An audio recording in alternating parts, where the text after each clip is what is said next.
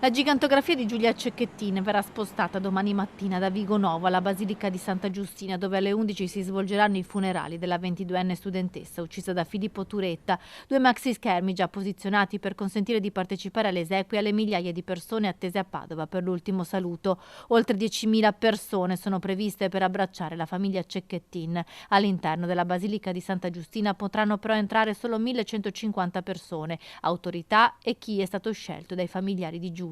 Papagino leggerà un messaggio dal pulpito. Imponente il dispositivo di sicurezza messo in campo dalle forze dell'ordine, come ha spiegato il prefetto di Padova dopo l'ultima riunione tecnica per la sicurezza. Prevede anche la presenza di presidi medici, usufruiremo della collaborazione della Croce Rossa, della Croce Verde e anche del 118.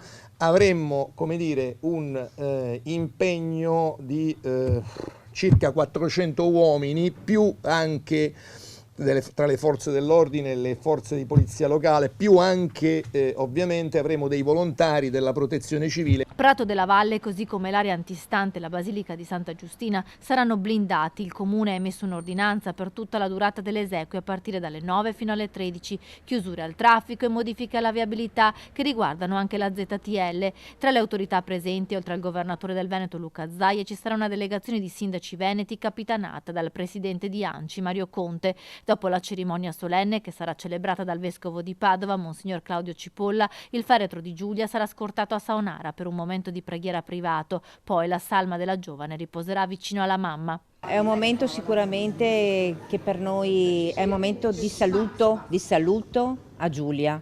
Di saluto a Giulia, un momento che vorremmo che fosse anche intimo, purtroppo però ci siamo resi conto che non sarà così. Però quello che chiedo è che ci sia a Saonara come a Santa Giustina quel momento di saluto finale che deve richiamare tutti noi a delle riflessioni